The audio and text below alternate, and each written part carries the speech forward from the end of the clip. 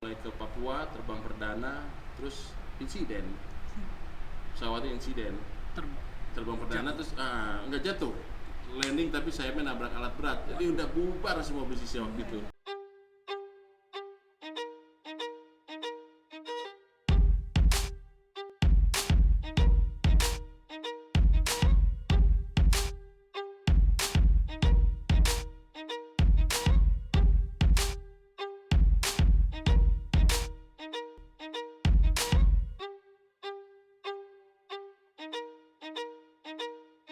Oke, selamat datang di Podcast, Kupang Podcast.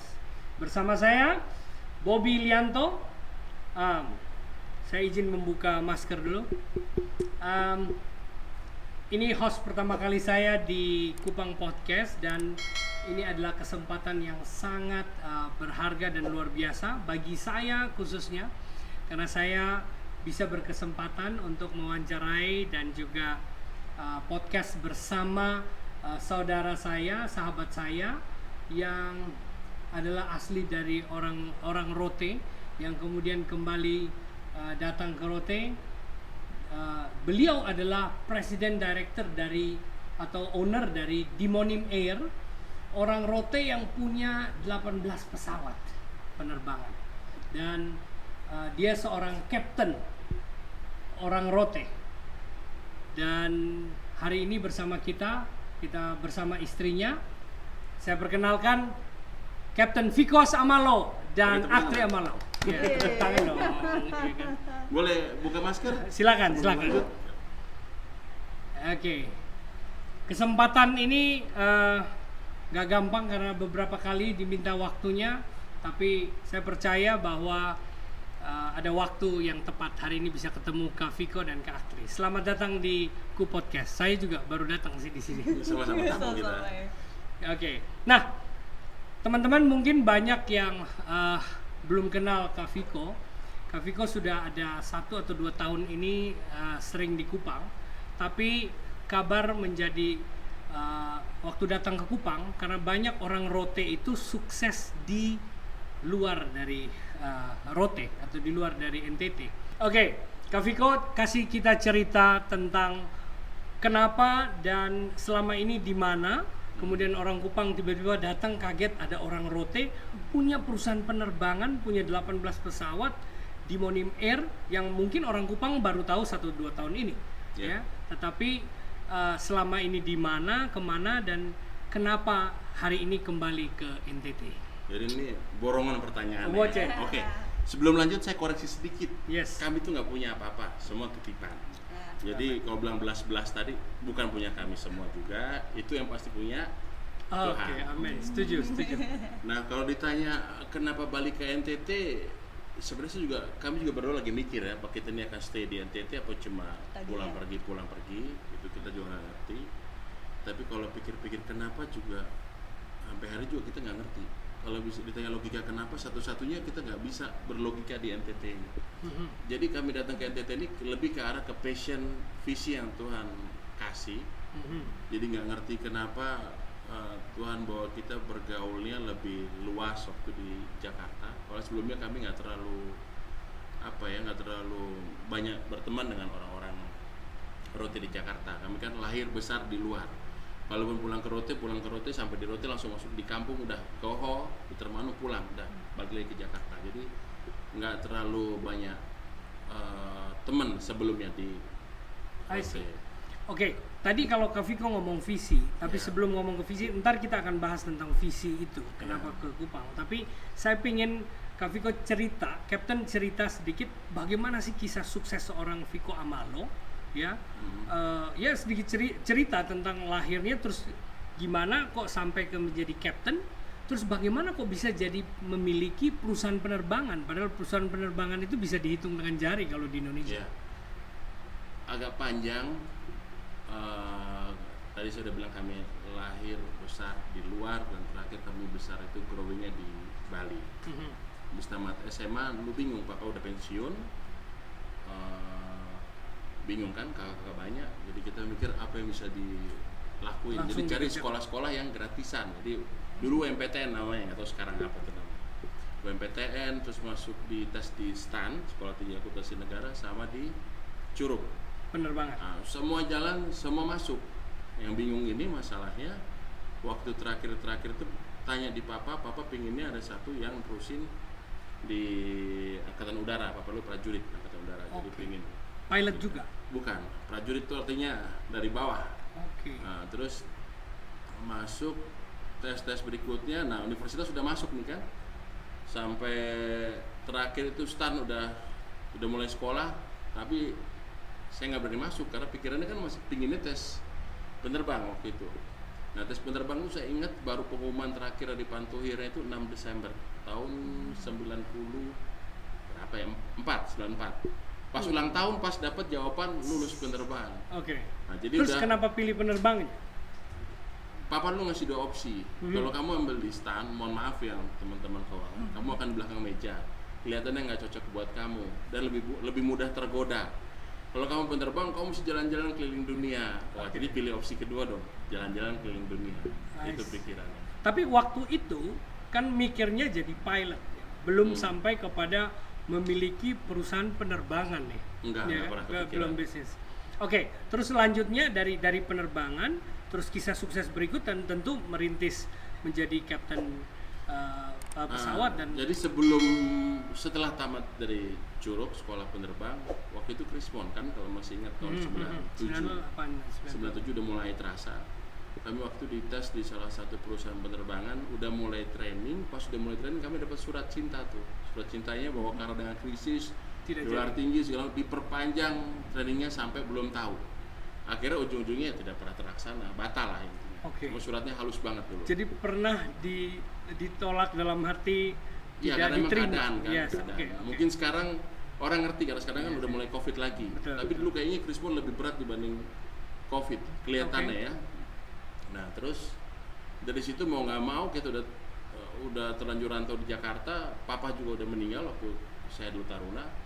Jadi udah kita bertahan hidup. Nah, bertahan hidup inilah caranya Tuhan ngedidik. Akhirnya ya ada sempat buka laundry, ada sempat buka catering, ada sempat jualan ubi, jualan pete, masukin ke mall. Ini sebelum menikah ini kan? Jauh. Ini masih bujang-bujang di Jakarta. Jadi sebelum jadi pilot ini sudah jadi bisnismen kecil-kecilan. Sudah lulus sekolah penerbang, tapi belum bisa kerja di perusahaan airline. Di masa-masa itulah akhirnya harus mencari hidup kan, gitu. Ya udah akhirnya sama teman-teman ya. Mulai bisnis. Kalau dibilang bisnis terlalu keren kali ya. Dan beda usaha kecil-kecilan. Nah, usaha kecil-kecilan. Kalau bisnis sekarang nih anak muda sekarang mungkin nggak terlalu ada keren bahasa bisnis. Kalau namanya jualan tuh kesannya tuh agak gimana gitu. Dagang tuh agak gimana, dagang TV, dagang handphone gitu buat teman-teman. Oke. Terus? Ya, udah akhirnya sampai suatu kali keadaan agak membaik. Kami kerja di dunia penerbangan lagi, tapi itu pun juga bukan jadi pilot. Jadi waktu itu ada bukaan dari ground handling di Jakarta, di Cengkareng.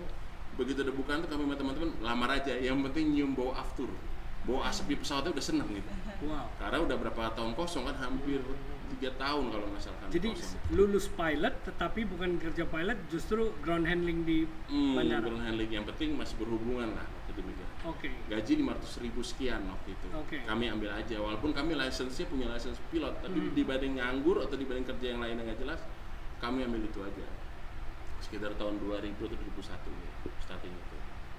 Nah dari situ akhirnya mulai ngelamar-ngelamar, dunia usaha mulai baik, dunia penerbangan baik. Ada satu pengusaha dia bikin perusahaan penerbangan, kami join di situ. Dah berkarirlah, belum juga sebagai pilot, sebagai ground handling lagi. Jadi ngurusin penumpang, manifest, bagasi, kargo, ngurusin bandara, airport, pokoknya staf operasi lah, segala macam dikerjain. Mungkin ini jadi modalnya waktu ada di Monim Air sudah ada pengalaman mulai dari ground handling sampai jadi pilot mungkin ya. Betul. Makanya pikir-pikir waktu ground handling di Cengkareng itu ngurusin pesawat besar semua, Boeing 747. Pokoknya waktu itu pesawat terbesar hari itu kita ngurusin semua. International flight, domestic flight kita ngurusin semua. Tapi bukan ngurusin jadi di kokpit ya.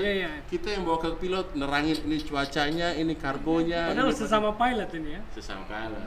Waktu itu masih ingat pilot Malaysia itu umurnya 29 tahun udah jadi captain hari itu pesawat besar. Kita waktu itu umur 23-24 kalau nggak salah. belum kerja apa-apa ya, baru bawain kertas buat mereka aja gitu. Oke, terus gimana? Ini seru-seru banget nih. Soalnya saya dengar kalau orang rote jadi captain mah pasti udah ada dan udah banyak mungkin. Tapi orang rote jadi captain memiliki perusahaan penerbangan. Nah, jadi ceritanya disingkat dari itu terus sampai memiliki jadi pilot terus punya perusahaan penerbangan. Panjang.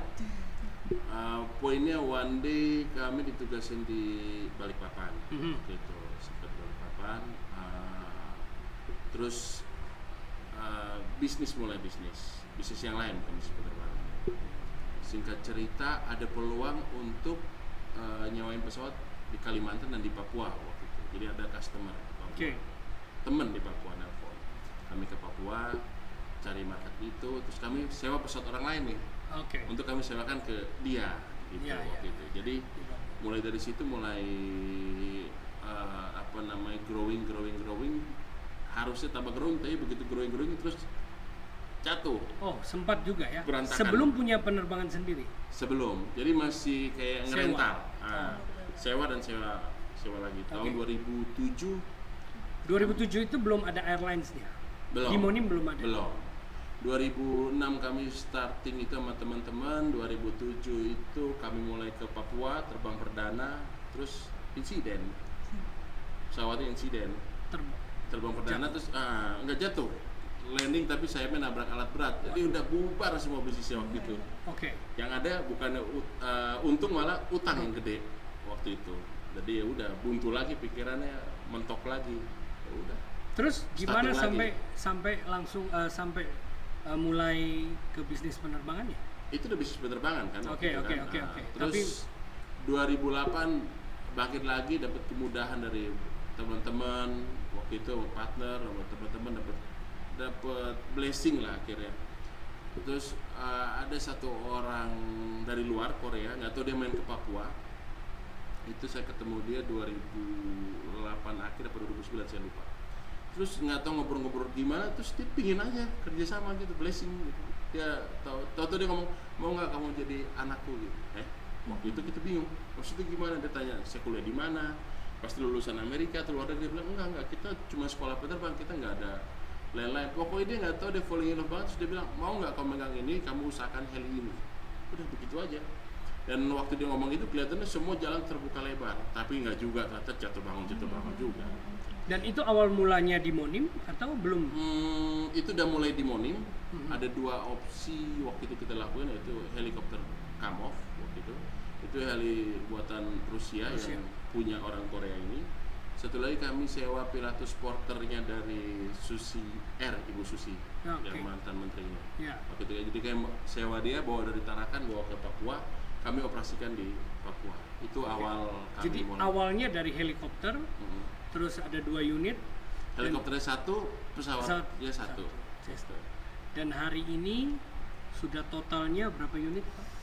Tuhan percayakan. Kalau yang register di Indonesia, artinya register Papa Kilo, artinya register Indonesia itu sekitar 13. Tapi biasanya kalau kayak gini ada namanya project lain, nanti kami kerja sama lain, ada yang register asing untuk projectnya pemerintah.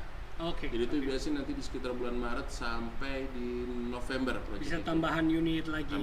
Dan nanti udah awal tahun kita parkir lagi di luar. Iya. Wow, keren. Saya belajar bahwa di dalam memulai satu bisnis bahkan tidak semua itu smooth, ada jatuh bangunnya.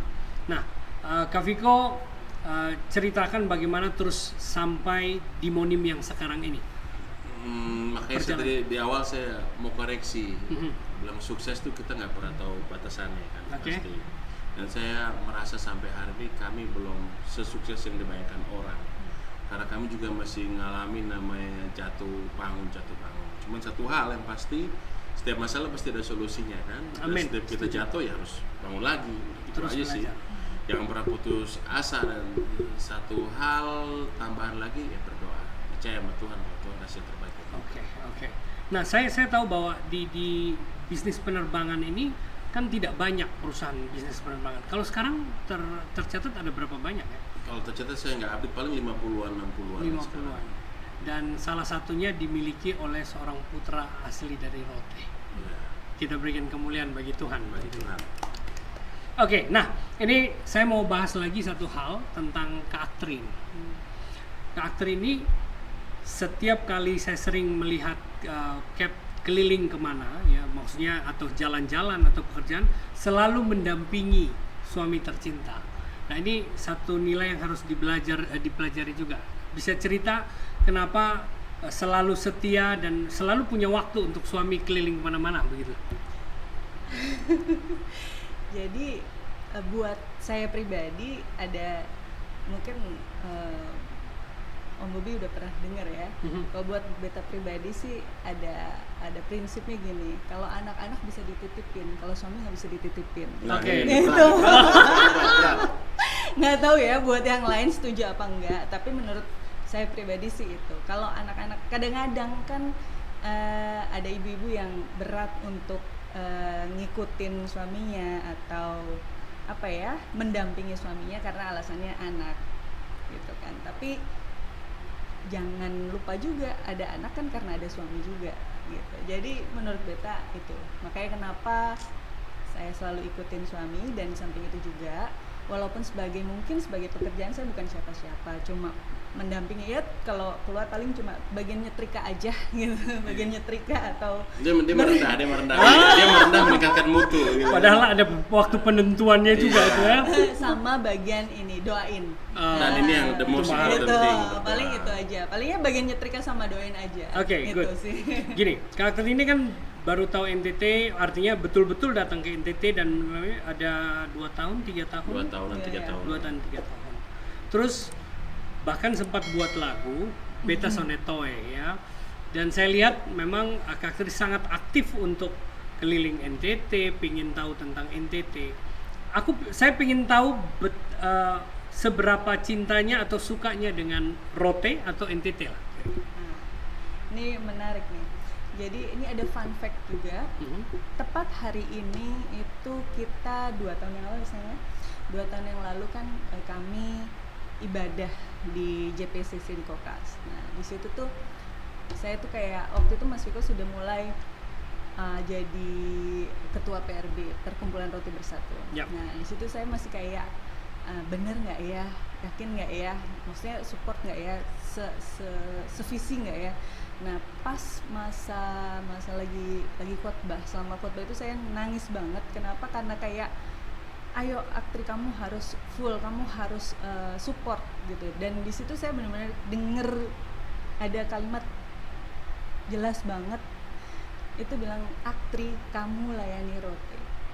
Nah, itu sejak hari itu saya benar-benar pasrah dan 100% support suami untuk melayani Rote pada saat itu, karena memang perintahnya kamu layani Rote ya. Jadi itu sejak itu memang full 100%. Makanya kenapa kalau untuk Rote sekarang menjadi NTT itu saya pasti 100% akan support. Wow. Jadi Kalau tadinya sih kayak saya bisa bayangin itu sebab Kak Aktri ini kan bukan orang NTT, Iya.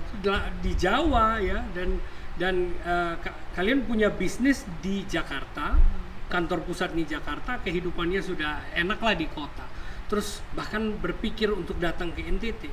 Bahkan sebenarnya bisnis di Monim sendiri itu kan paling banyak di Papua, bukan di 90% Kupang. di Papua. 90% di Papua. Kupang cuma ini aja. Di luar Papua sekarang cuma ini aja. Ya, nah bayangkan itu. Nah sekarang yang saya ingin tahu tentang visi. Ya, pasti ada sesuatu yang menggerakkan Kak Viko sampai mau berpikir untuk harus datang ke NTT, karena itu satu pengorbanan yang tidak mudah. Tapi pasti ada satu panggilan. Nah, ceritain kita tentang visinya. Sebenarnya kalau bilang pengorbanan juga nggak juga ya, begitu kita udah alami, udah jalani ya udahlah, kita hadapi aja, challenge kan. Jadi nggak ngerti juga pinternya Tuhan banget. Kadang saya pernah bilang apa dia kata, ya Tuhan pinter lah, maksudnya dia bilang Tuhan pasti enggak, Tuhan pinter banget caranya, kita tuh dikit apa rasanya nggak bisa balik kan. Love itu timbul gitu. Coba bayangin sekarang dengan posisi kemarin kamu cuma hanya ngurusin orang Rote di Jakarta. Ya. Tapi visinya teman-teman begitu waktu kami pemilihan ditanya, ini maunya ngurusin orang Rote se-RT, lurah, atau Jakarta Utara atau Priuk doang, atau satu Jakarta, atau seluruh dunia. Seluruh orang Rote. Mereka bilang, ya udah kalau gitu kita bikin legalitasnya. Kita bikin yang benar. Nanti konsep-konsepnya jalan. dan walaupun dengan agak bingung juga karena kami baru tahu organisasi bersama orang rote. Jadi ya kami rasain juga itu sedikit asam garamnya, belajar sama saudara-saudaranya. Lama-lama bis PRB bikin ibadah di Jakarta sama Pak Gilbert Maret 2019, terus orang-orang di Rote bilang kenapa cuma di Jakarta doang, kenapa nggak di Rote? Kira oke, saya WA Pak Gilbert lagi, Pak Gilbert orang di Rote minta, Pak Pendeta Gilbert juga bilang oke, mari Jo, atur Jo. Jadi kan kayak nggak sengaja. Terus waktu itu habis Maret tanggal 2 kami acara, tanggal 7 kami ke Kupang. Ceritanya mau refreshing. Sampai di bandara ketemunya sama orang-orang yang juga punya passion tentang rote. Dari Amrik termasuk dari Pak Robinson Sui itu dari Amrik. Nah, terus waktu itu nggak tahu ngobrol gimana, Pak Gilbert pas WA juga, saya bisa tanggal 13-14, waktu tanggal 7 ini deg-degan banget. Cuma seminggu, kita nggak tahu NTT, nggak tahu siapa-siapa, masa seminggu bikin. Telepon Pak Gilbert ternyata maksudnya Juni. Sudah akhirnya tadi mau refreshing ke Rote, akhirnya jadi nyiapin KKR di Rote. Ya sudah itu KKR ya kita bikin all out lah, Juni. Habis KKR di Juni ngurusin keluarga akhirnya tanpa sengaja juga akhirnya masuk dalam pemilihan Manek. Ya. Akhirnya finally Desember 2019 dilantik jadi Manek. Terus sekarang kalau udah jadi Manek masih nggak ngurusin? Nggak mungkin kan. Jadi memang seperti pelan-pelan digerakkan seperti itu ya. Ya. Ya, saya lupa perkenalkan satu hal. Ya, Pak Viko dan Ibu adalah Manek dan Ina Manek, atau lebih dikenal Raja atau Raja dan Ratu dari Termanu, ya, Rote. Dan saya lihat tuh di YouTube, dan saya sayang sekali saya nggak bisa hadir. Tapi begitu saya lihat, waktu saya lihat di YouTube, saya bilang wah ini keren banget. Dan ini baru pertama kali saya lihat, bahkan di NTT ya, nggak pernah ada inauguration seperti itu, dan itu sangat budayanya kental banget. Nah, setelah terpilih dan dipilih menjadi Raja dan Ratu Termanu, apa visi atau mungkin rencana ke depan tentang Rote ini? Sebenarnya begini, tanpa jadi pemimpin di Termanu pun, jadi ini kayak irisan. Sebagai ketua perkumpulan orang Rote itu visi misinya sederhana. Dulu orang bilang, oh bikin begini, dia bilang enggak, kita bikin satu kalimat simpel yang umum. Visi misinya sederhana, memberkati orang Rote baik di perantauan dan di Rote. Udah. Jadi global banget, luas banget dalam segala hal artinya. Itu BRB. Nah akhirnya kita bisa kerja buat sebuah orang Rote di mana aja, jadi berkat dan memberkati. Nah begitu. Nah begitu kami jadi Manek di Termanu, itu bisa kami lebih adaptasikan lagi, spesialnya di Termanu. Kalau dibilang hari ini misalnya apa yang kami perbuat, memang kami butuh waktu karena ada namanya gap, kami juga belum terlalu paham. Orang di Termanu juga artinya ini butuh waktu untuk kita nggak mau kembalikan kejayaan kerajaan seperti dulu, enggak, tapi kami mau jadi pemimpin yang jadi berkat buat masyarakat kami di Termanu. Oke, terus saya tahu tentang PRB, ya, saya juga ikut di Facebooknya PRB, dan itu banyak sekali, bahkan bukan hanya di Rote, dan orang Rote di seluruh Indonesia, bahkan di seluruh dunia. Ya. Saya ingat Captain sama Ibu sempat ke Australia, kemanapun, dan akhirnya selalu ketemu orang Rote di setiap daerah. Ya. Nah, apa sih yang spesial bagi Kak Viko tentang Rote? Soalnya Kak Viko bukan papa dan mama orang Rote, sebagian Pak juga orang Jawa ya, ya papa orang Jawa. Tapi Rote ini begitu spesial sekarang ya. Sekali lagi tadi kami nggak ngerti kenapa Tuhan taruh itu di hati kami kan. Yang ada ya udah kita ikutin aja dan do the best aja. Jadi kalau pikir-pikir juga ada orang Rote ini memang agak unik. Saya nggak bilang jelek, saya nggak bilang bagus, saya bilang unik. Dalam arti unik ini kami, katakanlah saya sebagai orang luar, saya lihat orang Rote ini dia, cara berpikirnya dia emang spesial orang Rote ini. Tapi ada satu, bukan kekurangan mungkin ya, mungkin karena dia belum berganti. Dia kalau di luar dia masing-masing sendiri dia jago. Tapi kalau dia kumpul lagi, kadang-kadang dia di antara mereka saling menjatuhkan, kurang solid. Nah, itu visinya kami tadi jadi berkat buat orang Rote di mana aja. Dan puji Tuhan di beberapa tempat sekarang orang-orang Rote udah bikin perkumpulan lagi yang lebih solid dibanding sebelumnya. sama seperti kami di Jakarta, udah timbul lagi PRB dia jadi payungnya buat orang rote secara globalnya. Di dalamnya misalnya orang di mana dia bikin, di mana dia bikin, jadi kayak payung untuk mereka semua. Jadi kami sarankan juga bikin PRB di Batam, enggak. Saya pikir kalian bikin organisasi kalian di Batam, tapi bareng-bareng dalam PRB. Jadi kita nggak bikin kayak organisasi dari atas sampai bawah ranting atau itu, enggak. Kita bareng-bareng. Kita siapin payungnya. Dan kata orang-orang sih, mereka ngerasa baru kali ini orang rote solid seperti ini. Iya. Oke, tentang Manek, Ina Manek atau Raja dan Ratu Termanu. Kan Kak Viko sudah lama nggak di rote, dan yang turunan rote itu dari Mama Amalo. Gimana prosesnya sampai terpilih atau dipilih atau oleh masyarakat Termanu untuk proses Ina Manek? Waktu itu ide awalnya nggak sejauh itu karena tentunya waktu itu kita masih buta kan, karena baru balik ke rote.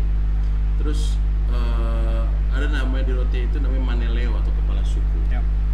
Waktu itu kan berpikir gini, loh kami nih ngurusin PRB bisa, tapi begitu lihat Maneleo kami ternyata kok nggak ada, gitu, kok nggak aktif. Ada si A, ada si B, agak-agak rancu kan, mikir kan ngurusin orang lain bisa, kok ngurusin yang keluarga nggak bisa, sukunya kami nggak bisa. Nah akhirnya kami cobalah cari mereka, cari tahu, diskusi segala macam. Ternyata memang ada sedikit ganjelan di yang lama dengan yang baru. Oke. Nah singkat cerita kami sowan lah ke yang lama, ke yang baru, gimana cara ini supaya mereka mau baku omong lagi, karena tadinya mereka udah nggak baku omong. Oh, jadi awalnya hanya mau memperbaiki rekonsiliasi keluarga. Oke. Akhirnya udah selesai rekonsil, akhirnya saya nanya-nanya ke mereka, terus next step? Terus mereka bilang pelantikan. Emang ada pelantikan? Ada. Oh, terus mau bikin acaranya apa? Kalau bisa Natal sama pelantikan Maneleo. Oh ya sudah, kalian bikin lah, saya support di belakang. Begitu. Maksudnya bikin bukan sebagai belum sampai. Okay. Nah, terus setiap 2 minggu mereka bilang, Papa, kita mau rapat nih tanggal sekian. Sudah, kami datang. Kami dari Jakarta datang berdua. Datang, ikut rapatnya, selesai kami pulang lagi. Begitu. Dalam masa itu akhirnya timbul suatu hal yang baru. Mereka bilang begini, kalau bisa kita pelantikan Maneleo sama Natal digabung. Ada yang nyeletuk, iya seperti tahun itu 2011. Nah beta kan nggak tahu 2011 dia ada apa. Emang 2011 ada apa? 2011 kita sekalian waktu itu. Mereka bilang waktu itu Pak Eston datang. Pak Eston dulu wakil gubernur ya. Dulu kami belum kenal kan. Iya. Kok bisa datang, cuma kepala suku doang datang? Dia bilang enggak. Waktu itu yang dilantik adalah Manek dan Maneleo. Jadi rajanya dan kepala sukunya. Oke. Kepala sukunya kami dan rajanya untuk Termanu dilantik, makanya bersama-sama. Makanya Raja Kupang datang, terus berapa raja di Timor datang, dan Pak Eston juga datang. Oke. Jadi waktu itu loh, kalau gitu kenapa kita nggak sekalian lantik Maneknya kalau emang ada? Pertanyaannya begitu sederhana. Karena sebelumnya Maneleonya ya, bukan Manek ya. Manek pernah dilantik 2011, tapi Manek itu meninggal 2 tahun kemudian. Jadi vakum. Oke. Jadi sebenarnya bukan hal yang baru. Artinya ini memang khusus Termanu ya. Kalau yang kerajaan lain di Rote tidak semuanya jalan. Tapi ada juga yang dulu dari tahun 60 masih hidup sampai sekarang. Kalau yang Termanu yang tahun 60 pernah, 70 pernah, tahun 2011 pernah lantik lagi. Jadi di masa modern katakanlah Termanu yang ada pelantikan lagi. Nah, sehingga cerita rapor lagi, ya udah kalau gitu kami coba diskusi dengan siapa yang berhak jadi mana. Pulang lagi dari Jakarta, kami datang lagi 2 minggu kemudian. Nah, terus mereka melakukan pemilihan. Nah, dalam pemilihan itu ada beberapa orang tua dari seluruh keluarga kami itu dia datang. Ya mulai mereka sebut-sebut nama gitu. Dan waktu itu dia nyebut nama pertamanya, nama saya disebut. Saya bingung, kaget, kok saya sih? Kita kan nggak pernah kepikiran karena terlintas, nggak tahu, histori nggak ngerti ya waktu itu. Dan di sebelah udah nangis. Dan waktu itu dia langsung bisik, Pak, ini pelayanan apa lagi yang Tuhan bawa lagi ke sini. Jadi kita udah question mark, Pak, ini ngapain lagi nih, kita nggak ngerti tugasnya apa. Benar-benar blank sama sekali. Karena kan memang kita visinya balik lagi ke sini kan emang pelayanan, pure pelayanan, nggak mikir yang lain-lain gitu. Nah, waktu itu saya ingat ada 5 pertanyaan saya. Yang nomor 5 saya sensor. Nomor 1 saya bilang, kalian tahu garis turunan silsilah kita semua, kalian ngerti? Kalian udah tahu konsekuensinya? Ngerti. Kedua, saya bukan orang tinggal di Rote kan, saya kan di Jakarta. Terus mereka jawabnya pinter juga, mereka jawab, tapi papa setiap 2 minggu sekali rapat papa datang.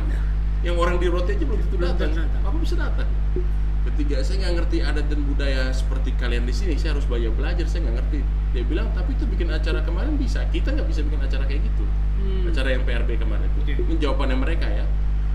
Terus saya bilang, bahasa daerah itu juga cuma patah-patah karena dengar di rumah sedikit banget nggak ngerti bahasa daerah. Bisa belajar.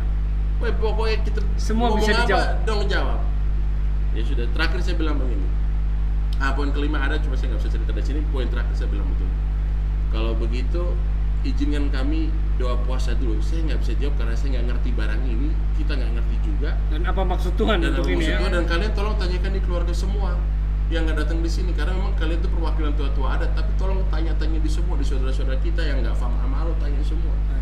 Begitu. Jadi sampai dari situ selama 2-3 bulan kita nggak pernah jawab, kita abstain, kita doa puasa. Gitu. Tapi kita tetap mempersiapkan, tetap kerja buat, maksudnya karena kan kita nggak ada ambisi untuk di situ, jadi terlepas siapapun yang akan jadi mana, kita tetap untuk Maneleonya tetap prepare, tetap semua untuk acara itu siapapun tetap itu. prepare. Gitu. Terus singkat cerita begitu, Om. Lucu, unik, deg-degan, nggak ngerti juga. Tapi begitulah di YouTube, keren kan cara Tuhan buat kan, gitu. Kalau misalkan ditanya, kita pernah nggak ada pengalaman jadi event organizer? Nggak sama sekali. Jadi dari pertama acara yang di Taman Mini, mau yang di Rote, mau yang manapun, itu jujurnya itu memang kami otaknya, kami motornya, idenya dari kami berdua, terus kita juga sharing sama teman-teman yang lain karena nggak mungkin kita kerjain semua kan. Itu kita udahannya tuh kita kayak itu bukan kita, Tuhan yang kasih hikmat semua, Tuhan yang kasih ide, itu sih benar-benar nol, kita bukan siapa-siapa banget sih. Nanti buat saudara yang belum lihat cuplikannya. Artinya bukan kita mau gimana, tapi itu budaya yang memang harus kita jaga. Saya ngajak teman-teman semua bisa buka di YouTube, ada di situ Ratu Raja Termanu ya, Manek Termanu. Anda bisa dapat dan saya sangat keren banget untuk acara pariwisata juga, itu luar biasa banget. Rencananya sih kalau nggak COVID kita bikin terus setiap tahun di festival. Cuman ya karena COVID kan kita tunda dulu sampai dipulihkan Tuhan semua. Nah, saya lihat lagu yang diciptakan oleh Ina Manek Termanu nih, yaitu Beta Sonetoe, dan ada artinya lah.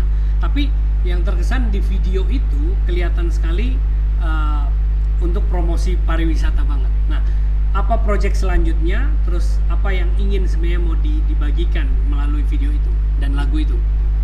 Ya, jadi itu lagu Beta Sonetoe juga jujurnya lagu pertama yang saya sendiri ciptakan, karena belum pernah sebelumnya bikin kayak gitu. Memang kita visinya untuk bisa mempromosikan NTT dalam segala hal kan, kita harus jadi berkat dalam segala hal kan. Terus untuk setelah Beta Sonetoe sebenarnya kita ada lagu lagi yang Hule Haladoi, jadi itu pakai bahasa Rote asli.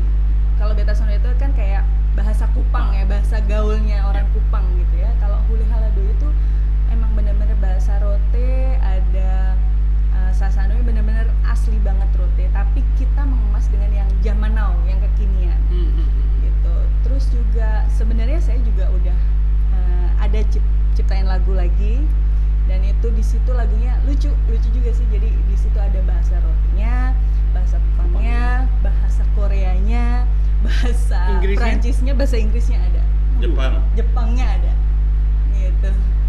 Kami cuma beta ajar dia bahasa banyak.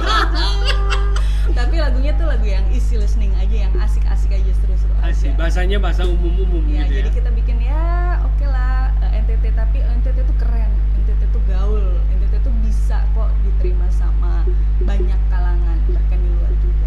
Kak, setiap orang yang bikin ciptaan itu ada sesuatu yang dia ingin ceritakan atau ya, termasuk videonya. Apa poin dari lagu dan juga video yang mau ditampilkan sebenarnya? Yang mana nih? Lagu yang mana nih? Ya, yang akan datang? Oke. Kalau yang akan datang itu, Beta kasih tahu judulnya ya. Itu judulnya Au Sue O. Artinya Au itu saya, Sue itu cinta, O itu kamu. I love you. Oh, okay. Itu bahasa Rote, bukan bahasa Rote. Korea ya? Bukan, itu bahasa Rote. Ausweo. Keren kan? Keren nggak? Keren kan? Orang pikir bahasa Korea. Ah, Dan judulnya terbongkar di Ku Podcast kali ini ya. ya, ini baru pertama kali loh jujur. Ya, saudara-saudara dan saya pertama kalinya dapat bocoran tentang judul. Oke, terus? Ya, jadi karena itu kata-katanya sih cuma simpel aja, I love you. Jadi sejak saya cinta sesuatu, jadi makin belajar untuk mencintai hal itu. Jadi sebenarnya kan kalau secara sempit cuma orang ya, tapi ini lebih ke kayak buat saya pribadi sama NTT, sama Rote khususnya gitu. Sudah cinta suami. Dengar dong, minta denger dong. Satu bait aja. Satu bait aja lah. Oke. Ini kita kehormatan bagi kita nih, pertama kali dengar. Syukurin. Tadi kan dia bilang dia nggak minum tuh, ya kan? Karena pasti dia minum tuh. Enggak. Dari awalnya ya? Enggak, terakhir aja. Boleh, nggak full juga boleh malah. Terus saya nggak tahu ya. Sejak berjumpa kau, jadi belajar apa itu cinta. Ini bahasa Rotenya. Boema autongo beda di anoli susuela lain. Udah stop lainnya nanti. Nggak bagus. Sarange aisteru ihli bedi I love you be cintaku aswe oh. Royaltinya belum jelas om. Sudah bisa penyampaian. Aku cinta kamu semua itu kan? Iya. Keren. Nah, ini Valentine nih.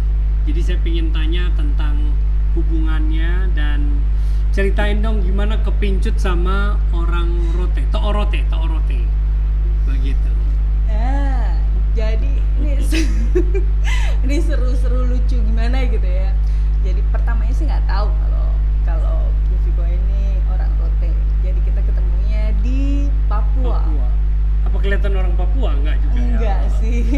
Jadi kalau mungkin nyangkanya kan oh iya dia pilot atau ada pesawat atau apa. Enggak, justru pertama kali ketemu Bu Viko lagi dorong drum after. Jadi mungkin teknisi pesawat kali. Enggak pernah kepikiran karena emang nggak pernah bersinggungan dengan hal itu sama sekali. Jadi nggak pernah kepikiran karena memang lihat pas itu ada adik kita lagi jalan-jalan terus adik mau foto sama heli itu, kebetulan heli Kamov itu kan memang waktu itu masih satu-satunya di Indonesia ya San ya waktu itu.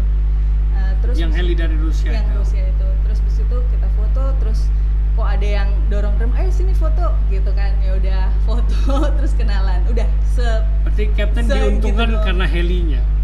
Karena suka helinya bukan suka Captainnya dulu. Dan pada saat itu emang saya nggak terbang lagi. Periode itu periode ngurusin bisnis, jadi nggak ngurusin terbang. Terus cerita nih hubungan tentang suami istrinya atau? Iya, justru malah setelah itu kan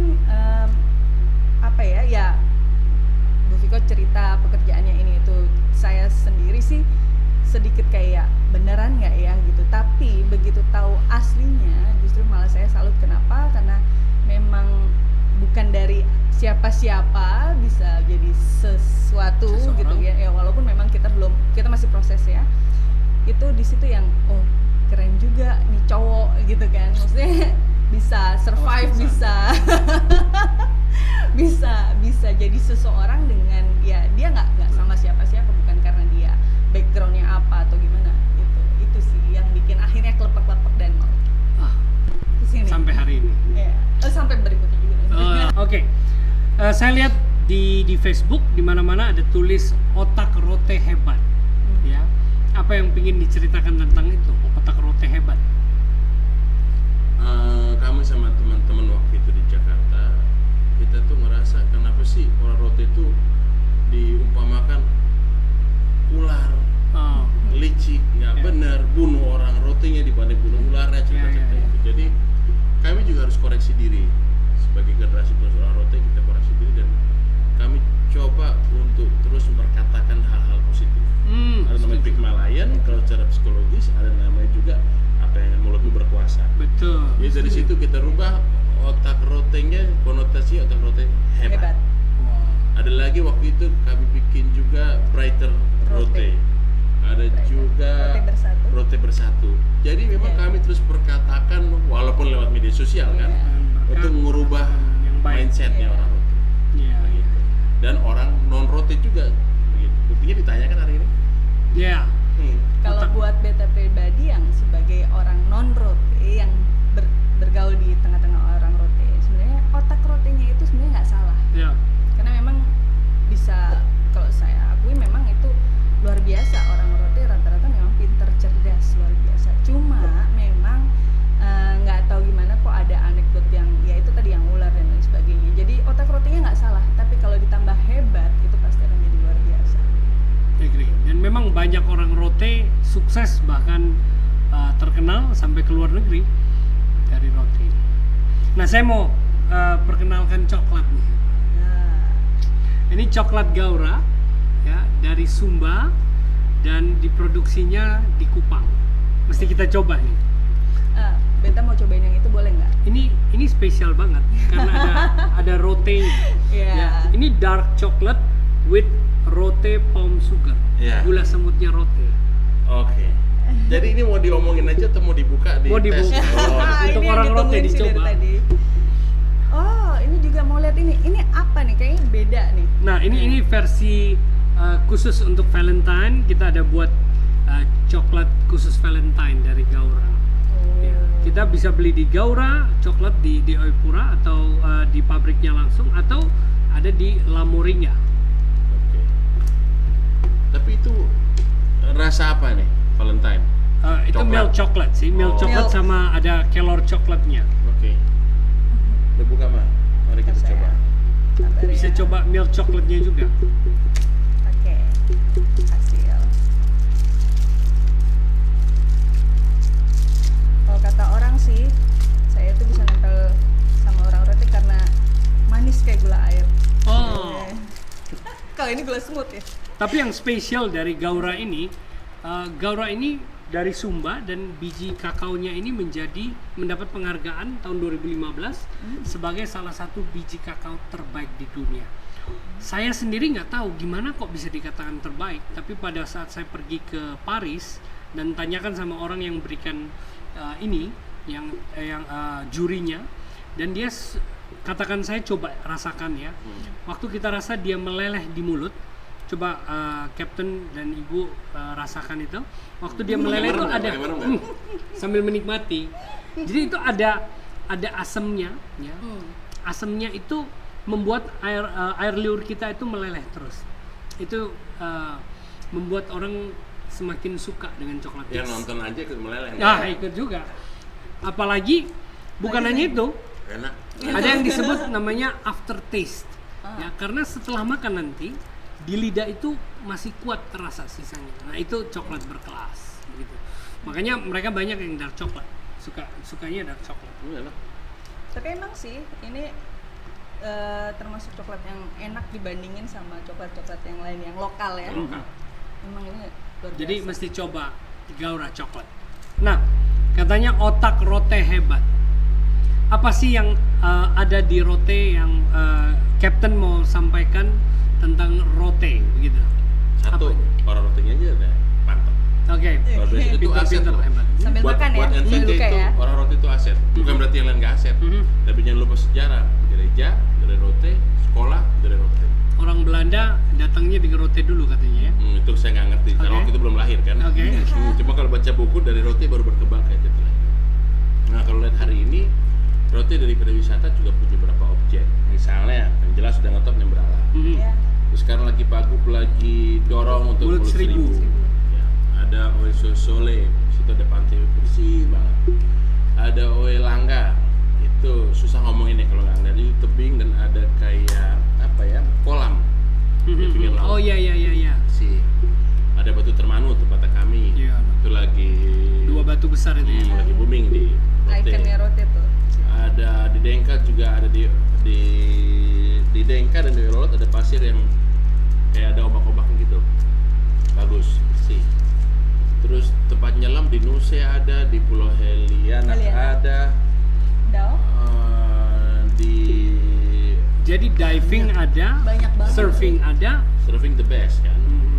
Surfing ada Nembrala. rata-rata pantai. Kalau gunung, Gunung nggak terlalu. ada Nggak pulau terlalu. kecil. Karena dia berbukit-bukit aja. I see.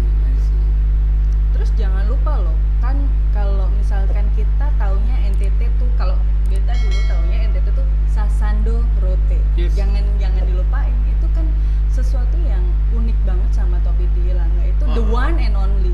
Di tempat Iya. lain nggak ada. Dan jangan lupa Kota Kupang juga dari mana-mana juga lihatnya lampunya Sasando. Sasando sama Tiilanga itu Iya. Itu identik, Iya kan? Kantor sangat gubernurnya identik. juga Sasando. Sangat identik sih. Tapi memang topi rote juga, topi Tiilanga Tiilanga. itu eye catching banget. Iya. Iya. Kalau ada pertemuan di mana-mana orang pakai Tiilanga Iya. itu orang jadi tertarik gitu ya, kayak Iya. pikir koboi dan lain-lain. Keren. Makanya kita kalau misalkan pas lagi kita misalkan ada acara adat, kita pakai baju kebesaran Ya. sebagai manek sama Bukannya kedodoran ya. Kebesaran. pakai baju raja dan ratu itu karena memang eye catching dari jauh kan. Tiilanga tuh kan antenanya tinggi, jadi emang jadinya kita tuh kalau udah pakai baju kebesaran banyak yang pengen foto sama kami gitu. Jadi kita kayak bangga juga, senang juga dengan kayak memperkenalkan Kan rote, budaya Iya. rote ya. Iya. Ya saya lihat beberapa kali di televisi waktu ada pertemuan dengan Pak Jokowi, ada raja-raja tuh. Ya, saya lihat tuh, wah Raja Rote ternyata paling depan nih. Paling Ada depan topinya nih. Iya. karena memang pakaiannya mencolok, jadi kita kalau ada acara gitu, kalau misalkan raja-raja roti di depan karena memang eye catching banget. Emang garis tangan hokinya. Gitu. Jadi kita nih bersiap-siap kita mempromosikan Rote dan Nusa Tenggara Timur sampai Iya. di seluruh dunia. Ada satu lagi yang sedang kami kerjakan. Kami coba bantu untuk saudara kami di Rote. Kami coba nanam satu hal yang udah hampir punah di Rote. Masih ada tapi udah jarang banget orang Rote nanam. Oh, oke. Namanya kalau orang NTT bilangnya itu jagung Rote. Tahu Itu nggak? sorghum kalau bahasa Indonesianya. Sorghum ya. Sorghum. Kalau orang-orang sampai tahun 80-an, 90-an masih tahu. Dan itu jagung dari Rote nyebar ke semua NTT, makanya disebut jagung Rote. Oke. Nah, kami sementara di bulan tanggal 1 Februari kemarin kami starting untuk nyoba beberapa lahan dulu di NTT, di Rote lebih tepatnya. Ya, harapan kami ke depan itu bisa bantu untuk saudara kami yang ada di Rote, dan juga kembali lagi jagung Rote ada Adanya lagi di di Rote, Rote. starting dari Rote lagi. Oke, berarti sekarang mulai mengalihkan investasinya banyak di NTT. Sebenarnya begini, kalau investasi sebenarnya nggak terlalu investasi ya, tapi bukan investasi bisnis gimana, tapi kalau kita lihat ada yang bisa kita lakukan Dan jadi berkat. jadi berkat buat orang banyak dan Kenapa bisa memperbaiki generasi bintang ini supaya jadi meledak dan dahsyat dalam Tuhan. Kenapa enggak sih? Hebat itu. Saya ingat ini generasi bintang, sebab saya dengar kan tentang saya tahu Cap sudah mulai membangun di bidang pendidikan, ya, mungkin di universitas. Ini Terus banyak nanya mulai. coklat tuh yang meleleh, boleh makan nggak? silakan. Dan juga bahkan ada mengirim beberapa orang-orang untuk kuliah di luar, orang Rote sampai ada pemain sepak bola kalau nggak salah ya. Iya. Itu dikirim mau ke luar negeri atau di mana? Karena Ya? COVID Spanyol. ke Spanyol. Ke Spanyol. Orang Rote, anak dari Rote mau jadi pemain sepak bola, belajar di Spanyol. Luar biasa. Jadi ini benar-benar mau promosiin Rote dan bawa anak-anak Rote untuk sampai ke luar negeri. Iya. Sebenarnya sih bukan kita yang luar biasa sih, karena memang nggak kebetulan, itu semua rencana Tuhan. Jadi pada saat kita misalkan kita dapat visi apa gitu ya, pasti Tuhan kasih ada aja jalannya Tuhan untuk kayak ya udah jalan, nggak ada alasan untuk kayak berhenti atau balik kanan, nggak ada. Kayak yang sekolah atau yang beasiswa atau yang yang ngirim anak Rote mau ke Spanyol itu, jadi benar-benar semua bukan karena kitanya, enggak, kita emang ngikutin aja, mengalir aja, nggak ada yang kayak by plan terus nanti abis ini kita gini. Sebenarnya sih nggak ada. Jadi kalau bilang kalau bisnis feasibility study buat NTT, no. Nggak ada business plan, no. Kalau orang Jawa bilang gelundung. Just follow the God's plan. gitu. Iya. Oke, terakhir saya sebelum mengakhiri ini saya minta Kak Viko sebagai putra Rote yang sudah sukses berhasil di luar, kemudian punya panggilan datang untuk membangun daerah kembali, punya hati untuk daerah.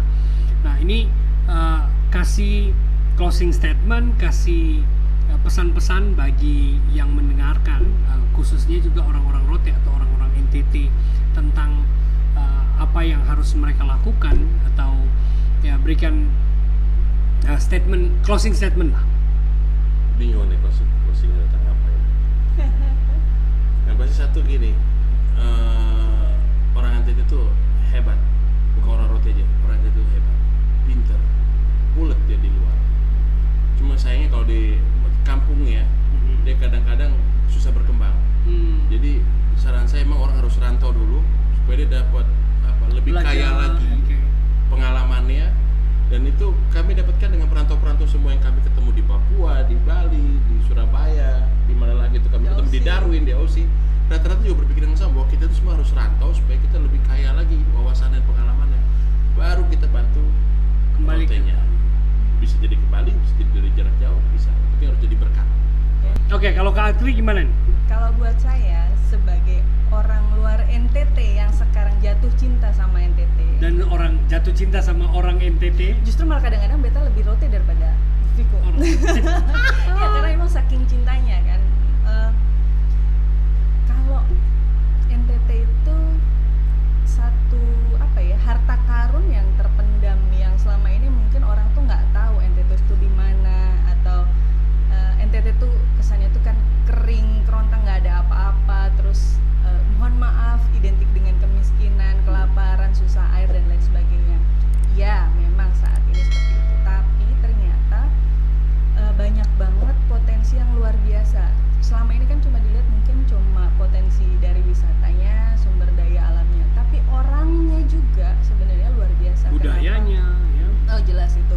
Kenapa? Karena saya lihat kalau orang NTT itu masalah loyalitas, itu luar biasa.